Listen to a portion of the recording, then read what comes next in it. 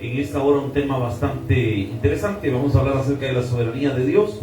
Vamos a la Biblia, por favor, acompáñenme en la palabra en esta hora. Vamos a meditar en la escritura acerca de la soberanía de Dios. Segundo en el libro de Samuel, versículos del 12 al 16. He titulado a este mensaje Viviendo bajo su soberanía. Vamos a aprender esta mañana qué representa, qué es vivir bajo la soberanía de Dios. A veces nosotros nos preguntamos, bueno, ¿y cómo es que sucede esto en el mundo? ¿Cómo es que pasan cosas malas a gente buena y a gente mala parece que también le pasan cosas malas y cosas buenas a la vez? ¿Cómo es que funciona esto? ¿Cómo es que parece que hay gente que hace las cosas mal de ti? Ese es el tema acerca de la soberanía de Dios. Hay una pregunta que la gente siempre hace y es, bueno, ¿hasta qué punto es mi responsabilidad algo? ¿Y hasta qué punto es lo que Dios quiere? O sea, ¿dónde se encuentran estos puntos? ¿Hasta qué momento o hasta qué punto soy responsable de lo que me pasa? ¿Y hasta qué punto tiene que ver lo que Dios permite y hace? ¿Dónde se encuentran estos puntos? Vamos a analizar esta verdad. Vamos a la Biblia, segundo libro de Samuel, capítulo 12, versículo 16. Ahí sentaditos, hermanos, vamos a leer la palabra del Señor. Solo me regalo fuerte amén cuando lo tenga. Lee la palabra en nombre del Padre, del Hijo y del Espíritu Santo. Dice la Biblia: entonces David rogó a Dios por el niño, y ayunó David y entró y pasó la noche acostado en tierra. Padre, en el nombre de Jesús, esta maravillosa noche, mi Dios, esta maravillosa mañana, te pido que nos hables al corazón, que podamos entender este tema tan complicado, Señor, de la soberanía, poder descansar, Señor, en tus promesas, y a la vez también, Señor, entender nuestra responsabilidad bajo nuestras acciones y criterios. Señor, llénanos, cúbrenos con tu poder y danos entendimiento esta mañana. En el nombre de Jesús, amén y amén. Al ser un tema tan técnico, necesito poner un buen marco de referencia para que podamos entender el mensaje de esta noche. Como son en la noche predicamos, bueno, la costumbre ahorita, ya ando bolo, hermano, disculpe. Mire, le voy a tratar de ubicar. Cuando hablamos de soberanía, estamos hablando de gobierno. Por ejemplo, cada gobierno es soberano. ¿Por qué? Porque cada gobierno tiene el control y la autonomía para gobernar su tierra. Cuando hablamos de la soberanía de Dios, estamos hablando, como lo define John Scott en un libro, dice que soberanía es el acto de Dios de gobernar sobre todo lo que existe. O sea, Dios hace lo que Él quiere, cuando quiere, de la forma que Él quiere y de la manera que Él quiere. Pero esto choca, y aquí tenemos dos grandes ideas de cómo funciona la soberanía de Dios y la voluntad del hombre. La primera de estas interpretaciones es el calvinismo. El calvinismo enseña de que Dios es soberano, rey absoluto de todas las cosas, y todo lo que sucede bajo el cielo es la voluntad de Dios, sea esta positiva o negativa para la vida del ser humano.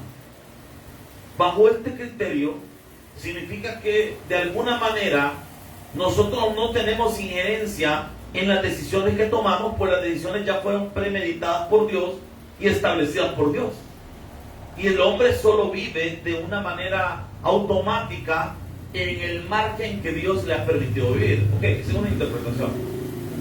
También tenemos la otra interpretación llamada arminianismo. Esto viene de un hombre llamado Arminio, que enseñó hace muchos siglos atrás de que si bien Dios es soberano, pero ha dotado al ser humano de la capacidad de elegir y tomar decisiones por su propia cuenta, afrontando el ser humano sus propias consecuencias de sus decisiones. Ahora, la pregunta acá es, ¿Cuál de las dos tiene la razón? ¿Qué opinan ustedes? La respuesta es bien práctica. Ninguno de los dos. La Biblia tiene la razón. Entonces hay que ver lo que dice la Biblia. O sea, no se tiene que casar ni con A ni con B. O sea, tenemos que ver qué dice la Biblia. Al fin, lo que nos va a definir nuestra fe no es lo que dice Arminio, no es lo que dijo Calvino, es lo que dice la palabra de Dios. Entonces, ¿qué enseña la palabra acerca de la soberanía de Dios y de la responsabilidad del hombre o la voluntad del hombre? En primer lugar, vamos entrando en materia. El hombre es responsable de sus acciones. El hecho de que Dios sea soberano no quiere decir que el hombre no sea responsable de sus acciones. Por otro lado, Dios es soberano y Él determina desde antes de la fundación del mundo cómo van a funcionar las cosas. Pero Dios le ha dado al hombre la capacidad de elegir. Hay una variante en la ecuación y es la voluntad del ser humano. Que Dios le permite al ser humano decidir ciertas cosas. Y la pregunta con la que iniciamos es: ¿dónde estos dos se encuentran? Buscando en la Biblia una historia, una palabra, un verso que me ayudara a entender dónde estas dos cosas se encuentran, encontré esta historia. Y esta historia bíblica explica perfectamente dónde llega la soberanía de Dios y dónde topa la soberanía de Dios y se encuentra con la voluntad del ser humano. Y vamos a ver cómo el hombre debe vivir bajo el concepto de la soberanía de Dios y también siendo responsable de sus mismos actos. ¿Me está siguiendo, iglesia? No es que yo soy así porque Dios quiso. Es así porque usted lo decidió. Es que sea lo que Dios diga. Ok, qué bien que lo vea así. Pero también hay que entender que sea lo que Dios diga no significa que yo no tenga responsabilidad en que las cosas salgan bien o salgan mal. Hay un grado de responsabilidad mío, que esa variante es la que puede hacer la diferencia entre algo salga bien o algo salga mal. Como una persona en un matrimonio que diga: no, me voy a casar con esta persona porque es la voluntad de Dios. ¿Y por qué está seguro que es la voluntad de Dios que usted se case con él susodicho o la susodicha? Es que yo le pedí una señal a Dios, dice el hermano. ¿Y qué señal le pidió a Dios, amada? Que saliera el sol el siguiente día, si era de Dios que me casara con él. O sea que usted esperaba que hubiera un cataclismo mundial para que Dios le dijera a usted que no se debe casar con el fulano o con la fulana. Es que tenemos errores a veces en nuestra manera de ver las cosas. Y de alguna manera queremos evitar la responsabilidad de tomar una decisión. Entonces nos limpiamos en Dios para que sea Dios el que tome la decisión y no yo. Dios me va a dar la sabiduría, el entendimiento para que yo tenga el criterio correcto para tomar una decisión. Pero la decisión la tengo que tomar yo. Dios no la va a tomar por mí. O sea, es que, hermano, hay cosas que nosotros no tenemos que hacer. Por ejemplo, yo tengo problemas de sobrepeso. Yo no le voy a decir a Dios: Señor, hace un milagro, hace que baje de peso milagrosamente. ¿Sabe qué me va a decir Dios? Deja de comer. Amén. Muchos de nosotros dicen: ay, que vieja, que no, que yo le pido a Dios el poder dormir. Suelte el celular y duérmase. Aló, hermanos. Ay, yo le digo a Dios: Señor, y yo no me puedo dormir, yo no sé por qué no me puedo dormir, yo lo intento, me doy vuelta, pero pasa con el celular hasta altas horas de la noche. Hay un montón de investigaciones que dicen que esa luz que produce el celular no nos deja dormir tranquilamente. Nuestro cerebro se activa, nuestros sentidos se activan, entonces evidentemente le va a costar más dormir. Aló, hermanos. O como un hermano una vez, y hace muchos años atrás, me dice un hermano en una consejería: pastor, yo necesito saber por qué Dios es así conmigo. ¿Y qué le hace de malo Dios a usted? Ah, no, hombre, viera. Yo quería llegar al culto a las 7 de la mañana, porque en esa iglesia yo predicaba el culto de las 7 de la mañana. Yo quiero llegar al culto de las 7. Y yo le digo al Señor, Señor, yo quiero estar en el culto de las 7. ¿Y qué le impide llegar al culto de las 7, amado? Es que no me levanto. Y yo le digo a Dios en la noche, Señor, despertame para ir al culto. Si querés que vaya al culto, me vas a despertar. Vaya. Carambada, le iba a decir, pero eso no puede sonar mal, mamá. Vaya cosa. O sea que ahora Dios es reducido a un despertador. O sea que el trabajo de Dios ya no es cuidar del universo ni cuidar de todos nosotros, sino que su trabajo es despertarlo por la mañana. ¿Sabe qué? Hace años inventó algo que puede ayudarle. Se llaman alarmas. Y usted la puede poner en su celular. ¿Tiene Dios la culpa de que el hermano no se levantara? No. Aló, hermano. ¿Tiene Dios la culpa de que nosotros estemos pasando algunos problemas en nuestra familia? ¿Tiene Dios la culpa de nuestros divorcios? ¿Tiene Dios la culpa de que nuestro matrimonio esté trabado? No. ¿Tiene Dios la culpa de que nuestros hijos sean rebeldes? No. ¿Tiene Dios la culpa de que nosotros hayamos tomado malas decisiones en nuestra vida? No. Es nuestra responsabilidad. Aló, hermanos. Dice que he tenido muchos problemas gástricos terribles, duros, algunos de ellos. ¿Tendrá Dios la culpa de eso? No, hermano. Son los años que pasé en la universidad que no almorzaba, que mi única almuerzo y desayuno era una maruchana, hermano, con chile de ribete, hermano. Todos esos churros preparados que me tragué, hermano. Todo ese montón de cosas que con chile, un taqui del diablo con chile, que usted le agrega más chile y por si acaso te le agrega tajín. Para sellar bien de volado. Y después tenemos problemas gástricos terribles. ¿Tendrá Dios la culpa de eso? No. Fue usted el que fue a la tienda y pidió el taqui del diablo. Aló. Los que tenemos problemas del azúcar. ¿Tendrá Dios la culpa de que nos encante el pan dulce, hermano? Aquel semitón levanta muerto, hermano. ¿Tendrá Dios la culpa de que se nos es que mire el azúcar me sale con las nubes? Pues sí, hermano, pero a las nubes lo llevó la cenita que se tragó ayer, hermano. Aló. Si vivimos culpando a Dios de nuestras responsabilidades. Y quiero ilustrar este tema tan duro, tan fuerte, con esta historia. Le voy a ubicar en el contexto. David se vuelve rey de Israel. Hasta ahí toda la historia va bonita, va. Es el David que le voló la cabeza al Goliat. Es el David que tiene un problemita, nuestro amigo David.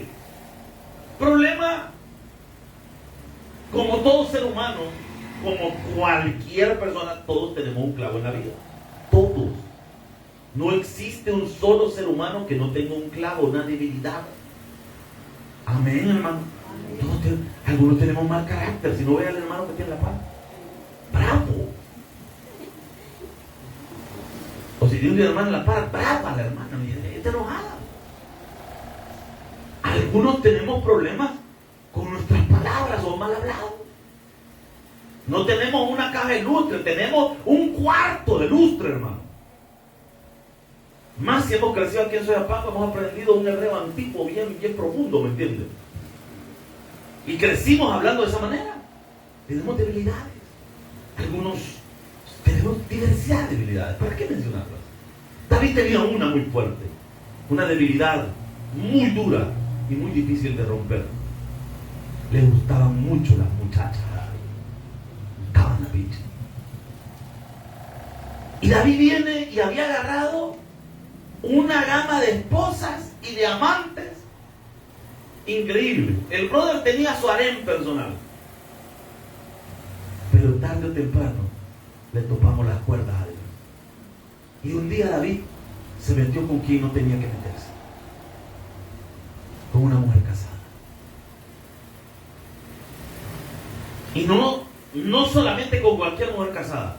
Con una mujer casada con un buen hombre. bastante más. Y aquí hay otro detalle muy fuerte.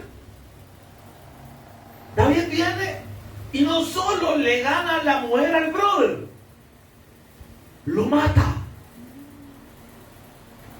Buena pieza el David, lo mata para quedarse con la prójima.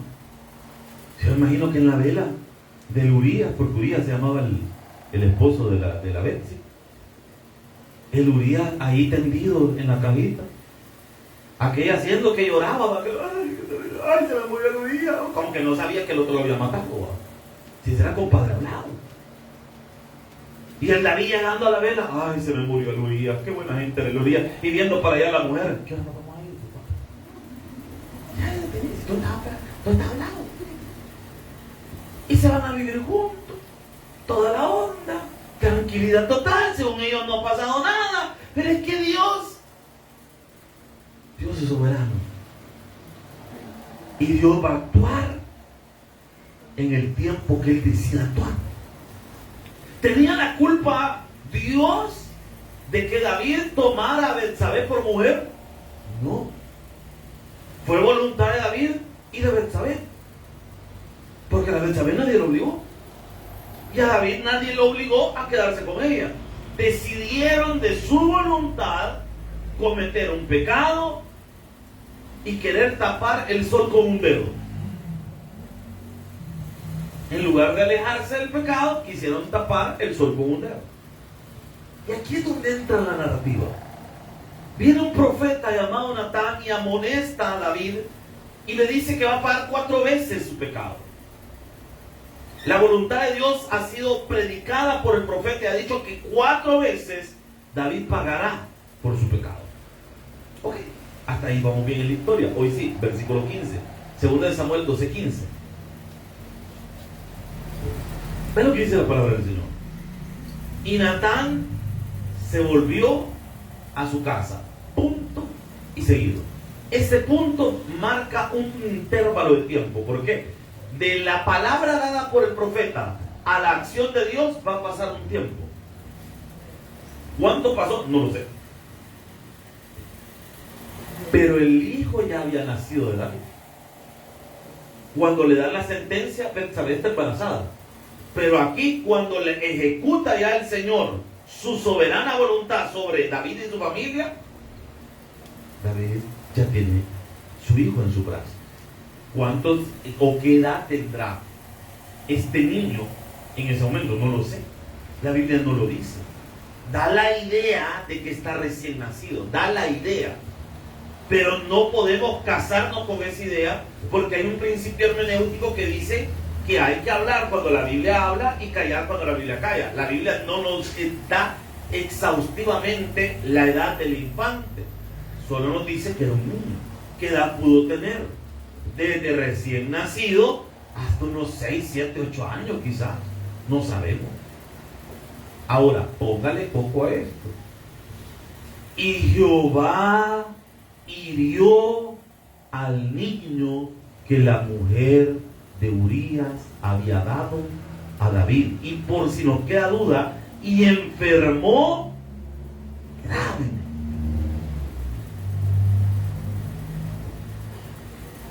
Dios está siendo justo. Pero pastor, ¿y qué culpa tiene el niño del pecado de su padre? El niño ninguna. ¿Y por qué es con el niño que Dios está haciendo justicia? Primero, aquí hay que aclarar varias cosas. La primera de esas cosas que hay que aclarar, que la vida y la muerte están en el poder de Dios. Si alguien vive un segundo o vive 100 años, Dios ha sido misericordioso porque la persona ni siquiera tuvo que haber nacido. Si Dios le permitió vivir un día o le permitió vivir 100, de igual manera Dios sigue siendo bueno, santo y justo, porque la vida le pertenece a Dios. La vida no es suya ni mía. Por eso que usted y yo no podemos definir cuántos años vamos a vivir. Eso el Señor lo define en su soberana voluntad. Él nos pone un día de nacer y Él ya estableció desde antes de la fundación del mundo el día en que vamos a morir. Y qué bueno no saberlo, fíjense, porque qué angustia, hermano. Imagínense si usted supiera cuándo va a morir. Ay, ¿y cuándo tenés tu fecha de caducidad? Espérame, me voy a revisar, quiero ver que no me acuerdo. Ah, fíjate que aquí tengo, mira. Ay, este año hemos. Así como la licencia, a veces algunos nos olvida renovarla, vaya, venció hace como 2 años. Entonces, cuando lo para la policía, mire, ya la tiene vencida. Ah, ¿ya sé cuánto le venció? En el 2020. Ah, ni se acuerda.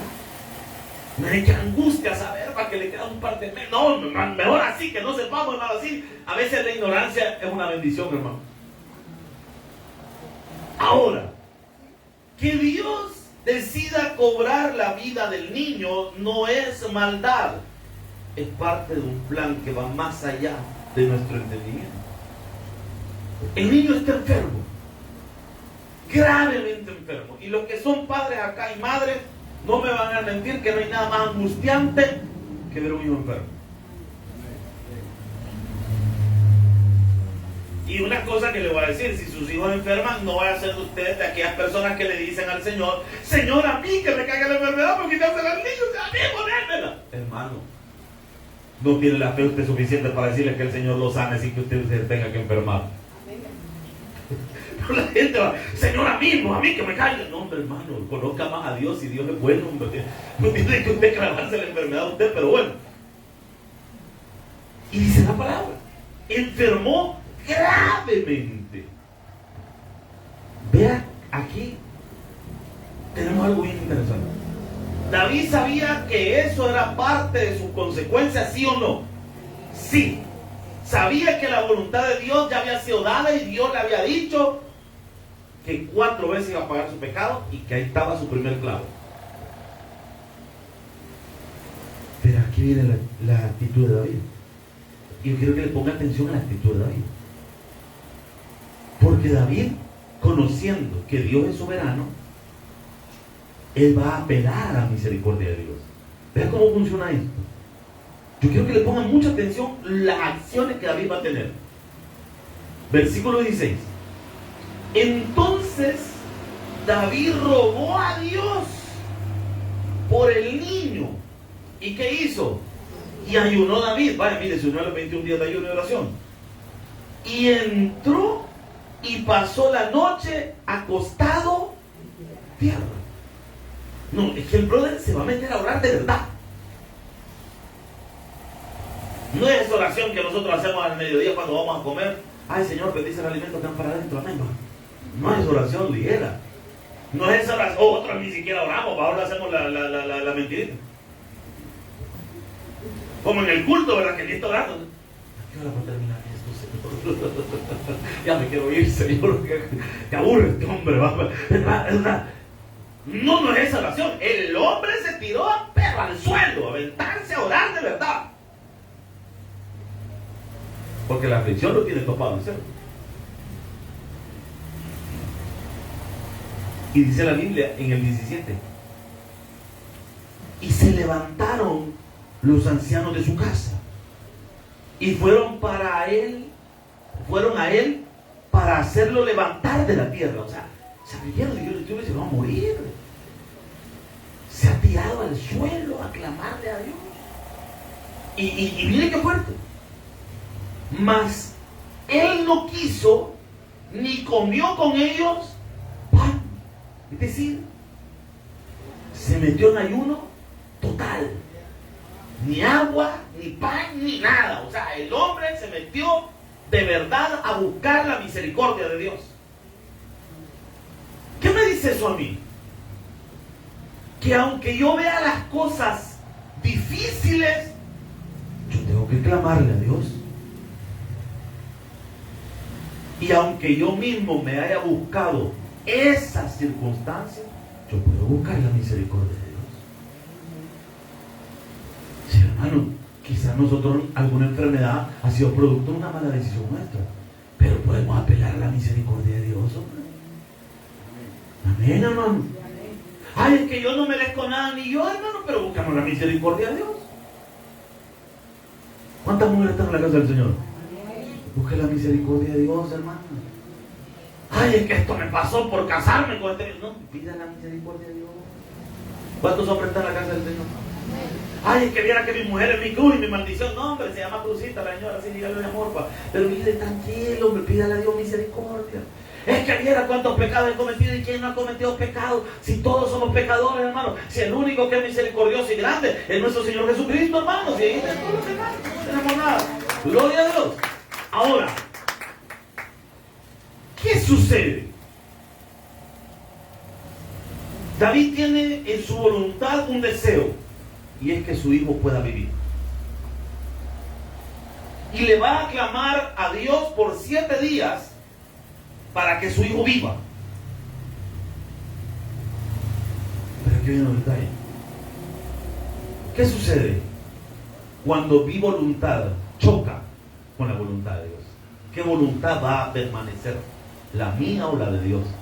La de Dios. Puedo apelar a su misericordia, y si a Él le place tomar otra decisión, la va a tomar. Pero ¿qué tal si Dios dice no? ¿Qué es lo que le pasó a David?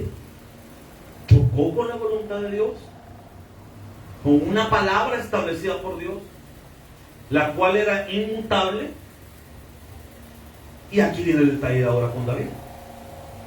¿Qué va a hacer David al recibir un no por respuesta? Porque recuerde que el tema que estamos desarrollando es cómo vivir bajo la soberanía de Dios. Hemos aprendido que aunque Dios dé una palabra, yo puedo apelar a una misericordia, puedo buscar la gracia de Dios. Pero ¿qué pasa si recibo un no como respuesta? ¿Qué voy a hacer al recibir un no? Porque ¿qué tal si de repente alguien está orando para que alguien le preserve en la vida? Como en el caso de David. Pero Dios dice, no, ¿qué hago? ¿Me resiento con Dios? ¿Me alejo de las cosas de Dios? ¿Me molesto con Dios? ¿O qué tal si alguien está pidiendo, por ejemplo, una sanidad y Dios le responde que no? Y dice, pero yo le estoy pidiendo a Dios, pero que al día de milagro yo vine y escuché una hermana que dijo que Dios la había sanado, porque a mí Dios no me quiso sanar. Porque Dios decide en su soberana voluntad a hacer algo o no hacerlo. Él lo decide. Y entonces, ¿qué hago? ¿Me molesto con Dios o qué tengo que hacer? Vean lo que dice la palabra. Entremos en materia, hermano. Esto nos pone bueno. Versículo 18. Y al 7º día, ¿qué dice que pasó? Murió el niño. Lógica de los siervos de David. Si estando vivo el niño, porque ellos no entendían ellos no entendían la soberanía de Dios, la relación de David con Dios. Ellos vinieron y en su lógica dijeron, si el niño estaba vivo y este se había aventado sin comer, si le decimos que el niño se murió, se va a matar. Y no queremos que se mate, ¿qué hacemos? Porque eso no comprende la soberanía. Por eso es importante entender la soberanía de Dios. Para cuando lleguen esas cosas que no le encontramos sentido, hasta que entendemos que es la voluntad de Dios. Entonces, ¿por qué fallece gente, por ejemplo? Si uno oró por ellos para que se sanaran. Sí, pero el hecho de orar no quiere decir que la persona vaya a sanar en el momento. La voluntad va a ser de Dios. Si decide o no decide sanarla, ese es de Dios. Y usted ahí ya no puede hacer nada. Usted ya hizo su petición, ya puso su solicitud, pero el aprobarla o el negarla está en la soberanía de Dios.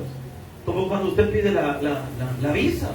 Usted va al volado ese de Estados Unidos, a la embajada, y usted presenta ahí su petición de visa, su solicitud de visa.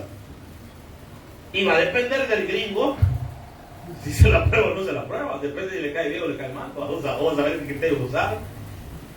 Porque como ahí no se entiende, como de repente yo he escuchado testimonios de gente, yo no llevé nada, no llevé papel, no llevé nada, le dije que quería conocer a Mickey Mouse.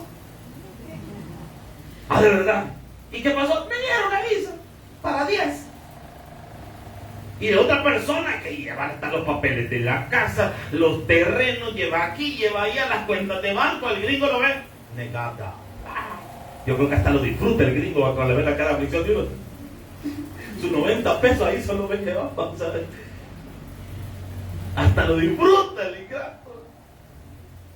¿Por qué querer viajar a Estados Unidos? Allá tengo unos tíos y dicen, vamos a hacer esto. Negada, negada, malo, malo, no, bad, bad. ¿Y usted qué quiere hacer? No sé, yo quiero no te digo. Aprobada, buena onda, me cae bien. ¿Puede decidir usted sobre lo que el gringo decía? No. Él tiene sus criterios, él sabe por qué la prueba, por qué no la prueba, porque le dio la gana, porque no le dio la gana. Sepa el Señor por qué. ¿Así es la voluntad de Dios? Usted pone la solicitud, pero Él va a decidir si se la da o no se la da. Y es malo si Dios me dice no, no, porque todo lo que Él hace siempre es para bien. Eso es algo que nosotros tenemos que entender. ¿Cómo va a ser para bien que un familiar muera? Sí, porque esa persona usted lo que no sabe es que estaba sufriendo. Y Dios le puso final al dolor y se lo llevó, y allá con Él va a estar mejor. Es que todo siempre obra para bien. El problema es que nosotros eso no lo entendemos. Ahora, vea lo que dice la palabra. Y temían los siervos de David hacerle saber que el niño había muerto, diciendo, y vea lo que dice la palabra del Señor, bastante fuerte: cuando el niño aún vivía, le hablábamos y no quería oír nuestra voz. ¿Cuánto más se afligirá si le decimos que el niño ha muerto? No, David no es ningún lento, hermano. David es inteligente. Vea lo lejos que están sus siervos allá. Rapidito David cae en el templo. Nada, con cara rapidito. Y dice la palabra, versículo 19. Mas David, viendo a sus siervos hablar entre sí, diciendo que el niño había muerto, por lo que David dijo a sus siervos: ¿ha muerto el niño? Eso es como cuando usted llega a un lugar, ¿va? Y de repente cuando usted va caminando, usted no le ve que la gente... Y pasa usted y todos se quedan. Buenas tardes. Se quita usted. ¿Y usted están hablando? Sí. Entonces, si es así, cuando te están hablando, no requiere ciencia. Entonces David rápidamente dice: bueno, esto están hablando de mí, esto es porque algo ha pasado. ¿Y qué es lo evidente? El niño ha muerto. ¿Y qué responden ellos? Ha muerto. 20. Ve la actitud de David. Entonces David, ¿qué dice la palabra? ¿Por qué no se echó a llorar? ¿Por qué no se aventó al suelo y gritó?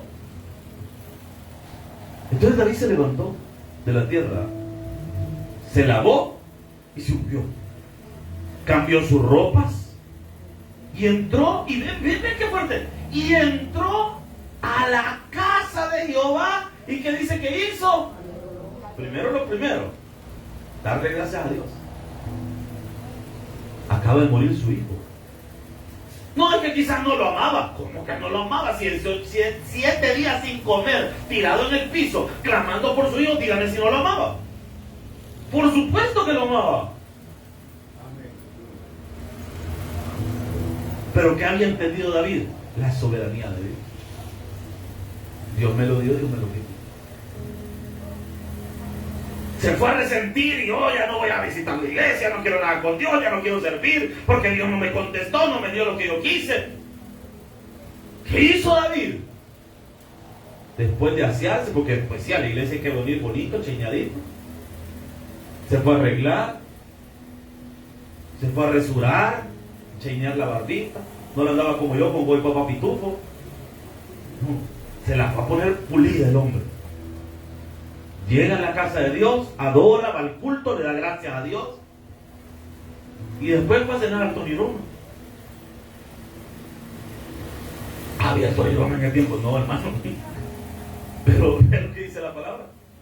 Y después vino a su casa y pidió y le pusieron pan y comió. Esto dejó desconcertado a todo el mundo.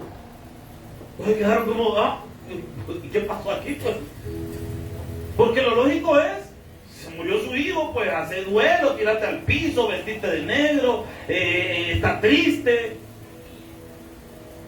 21.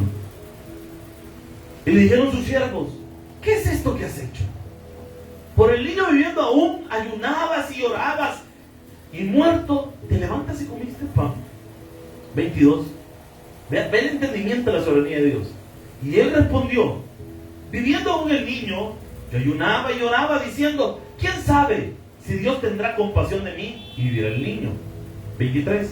Mas ahora que ha muerto, ¿para qué de ayunar? ¿Podré yo hacerle volver? Yo voy a él, mas él no volverá. Qué bonito el entendimiento de David. Fue voluntad de Dios. Yo hice lo que podía hacer, lo que estaba en mi poder hacer. Dios decidió. Y el entender que lo que Dios decida es bueno, aunque para mí en el momento sea amarga la medicina. Pero lo que me va a dar paz es saber que lo que Dios decida es bueno, aunque para mí el momento sea amargo. Eso es vivir bajo la soberanía de Dios. No me limita mi fe, porque la fe de David es que Dios podía hacer que el niño viviera. El saber que Dios es soberano y Él decide qué hacer y no hacer, no limita el hecho de que Dios me pueda contestar una petición a mí y que pueda clamarle con toda mi fuerza para recibir esa bendición. Pero el vivir bajo la soberanía de Dios también me da a mí la paz de que aunque reciba un no, poder seguir adorando a Dios con todo mi corazón y darle las gracias por ese no. Aquellos que hemos clamado quizás por sanidad y hemos recibido un no por respuesta, y en lugar de adorar a Dios nos hemos resentido. Eso es porque no has entendido la soberanía de Dios.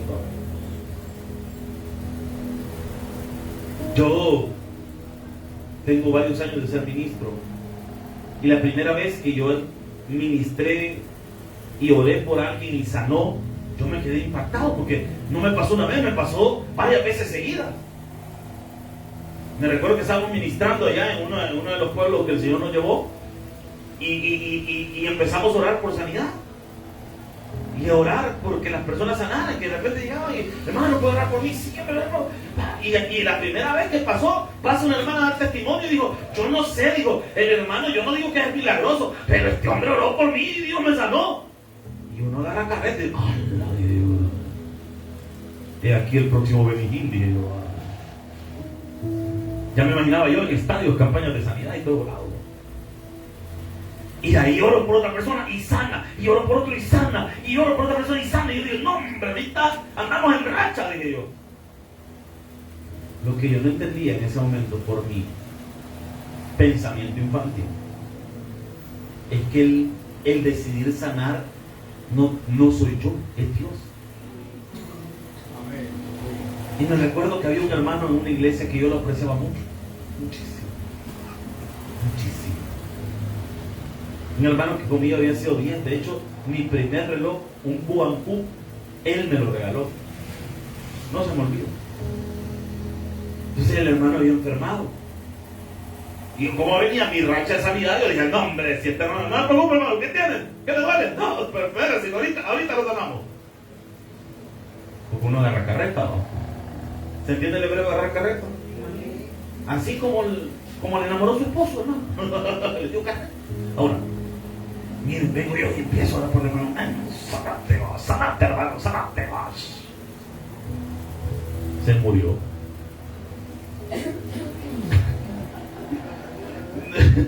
No, hombre, hermano. Yo dije, pero si le hemos dicho que el hombre se iba a sanar, el Señor, ¿y qué pasó? Si venimos de una buena racha, ¿y por qué él no? ¿Y por qué? Pues si era un buen servidor, era un buen hermano, ¿qué pasó, Señor? No quise. Así es la respuesta de Dios, no quise. ¿Se recuerda lo que Dios le dijo a los apóstoles cuando iba a ascender a los cielos? No os toca a vosotros saber las sazones. Hay cosas que no nos toca a nosotros comprenderlas, están en la voluntad de Dios. ¿Por qué de repente en una administración de fe hay gente que sana y otra que no? Es en la misma iglesia, es el mismo culto, es la misma persona que está ministrando. ¿Por qué unos reciben y otros no? Hay varias variantes. Puede ser la fe de la persona, si la ejerce o no la ejerce, o la voluntad de Dios. ¿Qué significa? Digamos, si usted y yo tenemos una enfermedad, X, Y, Z, póngale nombre por si quiere. ¿Cuándo debo dejar de orar por esa enfermedad? Hasta que Dios lo sane. ¿Y si me muero? Pues ya no voy a orar, ya no está en los cielos. No hay problema. Igual lo sanó. ¿Por qué? Porque ya no está enfermo. Ay, no, pastor, yo quiero que sí, aquí también lo puede sanar el Señor. Pero confíen en la soberanía de Dios. La soberanía de Dios no quiere decir que usted ya no es responsable de sus actos, que usted ya no debe orar por nada, porque todo está en el plan de Dios. No, no. Tengo mi responsabilidad, como lo vimos en la historia bíblica. Tengo que orar, tengo que clamarle al Señor. Pero tengo que saber que lo que Él decida es para mi bien. Y voy a estar bien. Aló, hermanos. Así que no se resienta si Dios le da un no. En lugar de eso, haga lo que David hizo. Venga a la iglesia y dele gracias. Pastor, pero yo no quería perder mi familia. ¿Le oraste a Dios? Sí, le clamé al Señor. Las cosas no se arreglan. No se arreglaron. Usted hizo lo que podía hacer. Pero yo no quería. Sí. Pero Dios sabe lo que hace. Hoy no lo vamos a entender. En un futuro le vamos a dar gracias a Dios por lo que permitió.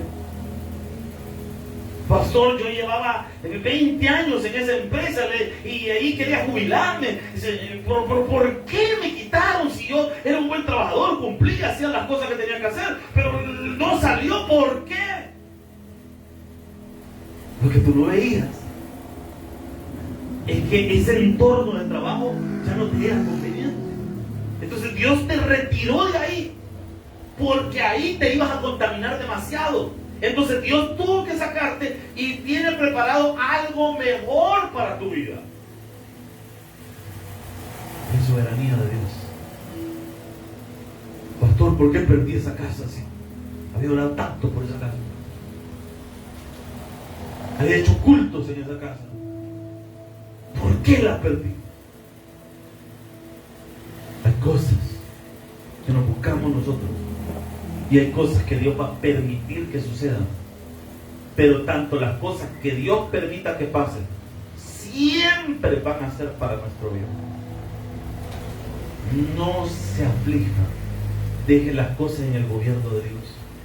Pero no en un sentido fatalista, de derrota, de pérdida. De decir, bueno, ni modo, que sea lo que Dios quiera, pues ni modo, ya perdí, pues ya me tocó perder, pa. O sea, siempre cuando hablamos de dejar las cosas en la mano de Dios, muchos respondemos de esa manera, como que significa que ya perdí, cuando realmente es que ganó.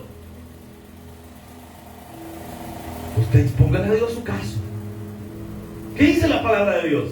Clama a mí y yo. ¿Y qué es clamar? En el hebreo la palabra clamar no es solo un grito de desesperación, es exponer nuestro caso delante de Dios. Como cuando vamos a una corte judicial y delante del juez, cada quien defiende su parte, expone su parte, expone sus puntos. Así es el clamarle a Dios, exponerle por qué quiero eso. Señor, esto y esto y esto es lo que quiero. Si tú quieres, dámelo. Y si Dios quiere, se lo da. ¿Se recuerda lo que dijo aquel hombre cuando fue a clamarle a Jesús una sanidad? Si quieres, le dijo el hombre, puedes sanarme. ¿Y qué dijo Jesús? Si quiero, se sano. Y se sanó. ¿Era la voluntad de Dios? Era la voluntad de Dios. Le preguntaron en una ocasión, ¿y esto por qué nació enfermo? ¿Quién pecó? ¿Sus padres o él? Le expliqué a usted que en la cultura judía estaba la concepción de que la persona podía pecar en el vientre de la madre. Esa era una ideología judía. ¿Y qué dice Jesús? Este no nació enfermo por culpa de sus padres ni por pecados que le haya cometido. Nació así para la gloria de Dios. O sea que hay enfermedades que son para la gloria de Dios, sí, porque Dios se va a glorificar en esa enfermedad dando una sanidad. Aló. Otro ejemplo de la soberanía de Dios y la responsabilidad del hombre y la voluntad del hombre. Jesús en el Getsemaní. Jesús viene cargado, tenso, triste. Sabe que Judas se lo ha ido a entregar y que dentro de un par de horas una turba va a llegar a traerlo al Getsemaní. Él ya lo sabe. Le pide a 3 de sus discípulos que se alejen del resto y oren con él. Y él se aparta de esos 3 y se va a un lugar distante. Y en ese lugar comienza a clamar, cuya aflicción era tan fuerte que dice la Biblia, a manera de comparación, que sus gotas de sudor eran tan espesas como gotas de sangre. Así estaba sudorando. Y que en aquel clamor Jesús dice, Padre, si es posible, pase de mí esta copa. Pero mire qué comprensión de la soberanía. Pero no se haga como yo digo, sino como tú quieres. ¿Qué me está enseñando Jesús ahí? Yo le puedo clamar, aún en un momento así, le puedo clamar al Señor por mi petición, pero no debo perder de vista que la decisión es de Él, no mía. Y que no tengo que enojarme por lo que Él decida. Yo voy a exponer mi caso, yo tengo la fe, yo creo lo que va a pasar, pero la voluntad es de Dios. Muchas veces, y la mayoría de veces, Dios te va a decir que sí a tus peticiones. La mayoría de veces, porque Él es bueno. Pero también hay peticiones que no te las va a poder contestar. No porque no pueda hacerlo, sino porque no va a querer hacerlo. Porque nos van a dañar a nosotros. Es como, y finalizo con esto, es como un niño que le pida a su papá, papá, te van a ir a vacilar con mis amigos, préstame el carro. Y usted le queda viendo al niño de 5 años que está hablándole así, ¿va? ¿Y qué espíritu le ha metido a este, va? Espíritu de vagancia. Mira, papito, no te vas a dar el carro, todavía no tienes la edad. Así te van a quedar los piecitos, mira, colgar. Mejor calma, espérate, vas a tener la edad. Ahorita mejor vamos a dar una vuelta al parque, veniste. ¿Usted cree que un papá no quisiera concederle todo a sus hijos? Sí. Pero usted sabe que no les puede decir que sea todo. ¿Cuántos quieren que sus hijos sean felices? Pero no les puede decir que sea todo. Papá, te van a tener una escopeta. Dame para una escopeta, papá, yo te voy a tener una escopeta. Ella tan feliz, una escopeta a mí. ¿Le daría usted la escopeta al niño? No. ¿Por qué? Porque se va a hacer daño. Lo ama usted a su hijo, porque lo amo, lo voy a cuidar. Pero se va a entristecer si no le da la escopetilla al niño. Eso no la puedo dar, le va a hacer daño. Papá, me dejó mi novia de kinder. ¿Qué? La Lupita. Sí, papá. Oh. Se fue con el Chepito. No. Sí, papá. Que el Chepito le compraron un balón del mundial y le gustó el balón. Se fue con él. ¿Y qué vas a hacer, hijo? Quiero comprar matarrata, papá. Deme unas 2 horas para un matarrata. ¿Le va a dar usted las 2 horas al cipote? No, ¿qué te pasa? Estás loco, bicho, no me molestes. Venite mejor, venite, deja de estar pensando locura, pues, venite para acá.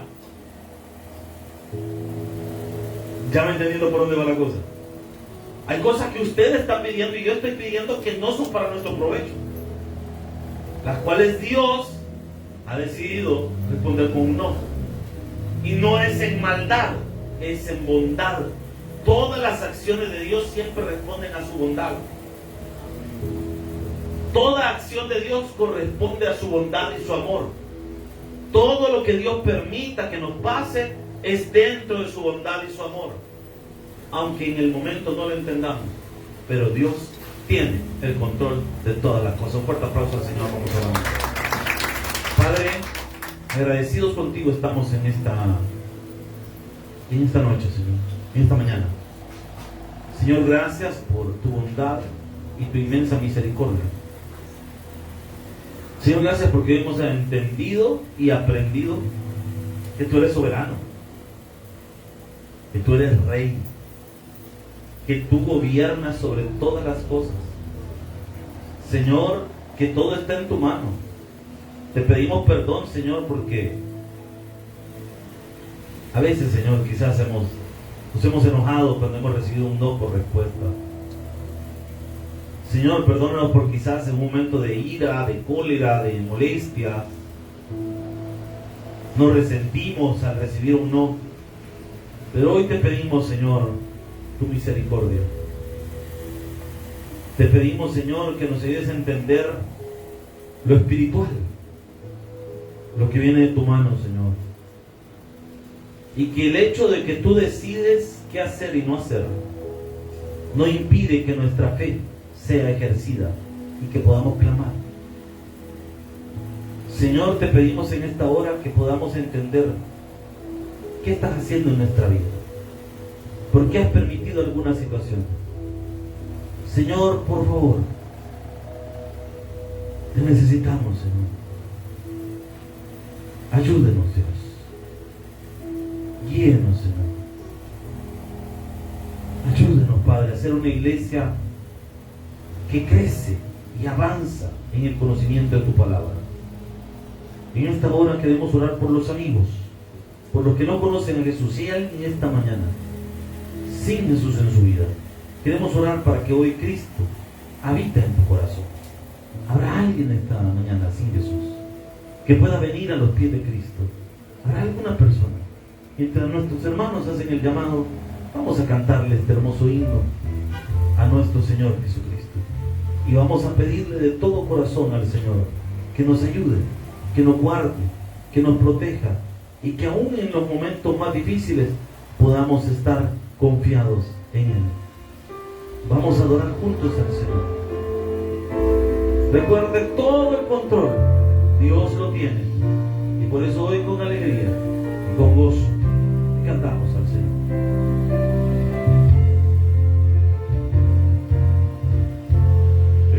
Estoy confiando,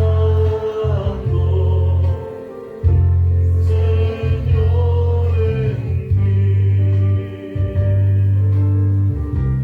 Tú eres fiel, Señor, tan fiel a mí. Nunca me has dejado,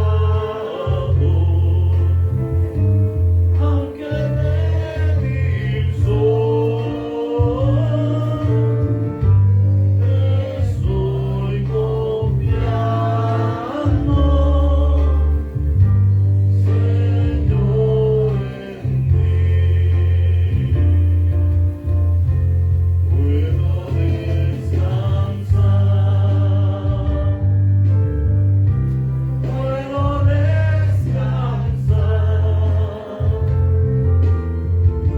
y una mansión Cristo me dará. Si el sol llega a oscurecer y no brille más, yo igual confío en el Señor, que me va a ayudar. Señor amado, gracias te damos por esta hermosa mañana. Llévanos con bien, Señor, a nuestros hogares. Y permítenos, amado Dios, poder regresar por el turno de la tarde, Señor, para aprender más de tu palabra, Señor, y poner en práctica lo que tú nos has enseñado. Padre, oramos en el nombre de Jesús por cada familia, por cada hogar, Señor. Ayúdanos a seguir adelante siendo familias victoriosas. En el nombre de Jesús lo pedimos todo creyendo. Amén y amén. Regálale palmas al Señor. Dios me les bendiga a todos. Gracias por acompañarnos. Recuerden, por la tarde le esperamos y dentro de unos minutos también la salida a la ganadera.